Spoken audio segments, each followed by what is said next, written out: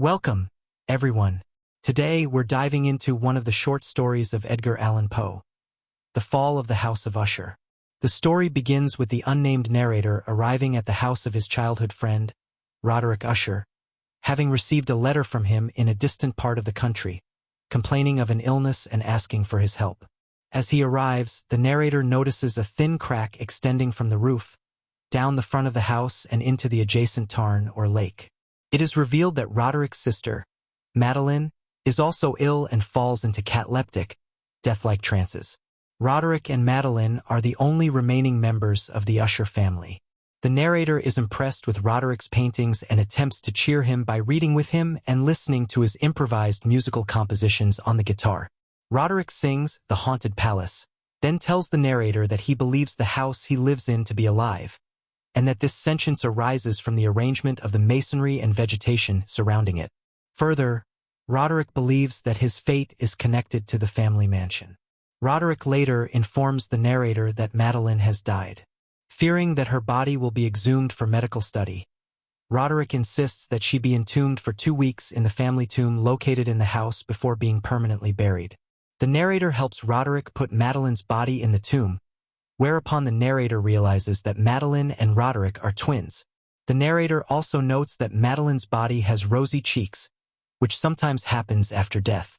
Over the next week, both Roderick and the narrator find themselves increasingly agitated. A storm begins and Roderick comes to the narrator's bedroom, which is situated directly above the house's vault, in an almost hysterical state.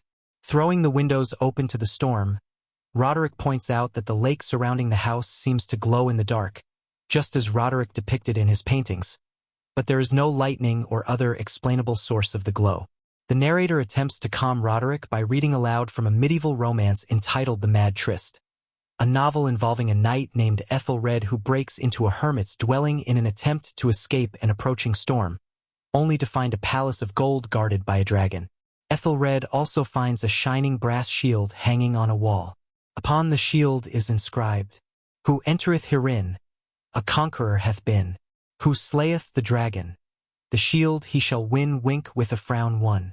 Ethelred swings his mace at the dragon, which dies with a piercing shriek. When he attempts to take the shield from the wall, it falls to the floor with an unnerving clatter.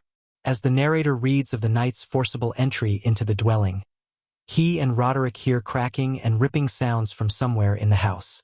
When the dragon's death cries are described, a real shriek is heard, again within the house. As he relates the shield falling from off the wall, a hollow metallic reverberation can be heard throughout the house. At first, the narrator ignores the noises, but Roderick becomes increasingly hysterical. Roderick eventually declares that he has been hearing these sounds for days, and that they are being made by his sister, who was in fact alive when she was entombed. The bedroom door is then blown open to reveal Madeline, bloodied from her arduous escape from the tomb. In a final fit of rage, she attacks her brother, scaring him to death as she herself expires. The narrator then runs from the house, and, as he does, he notices a flash of moonlight behind him.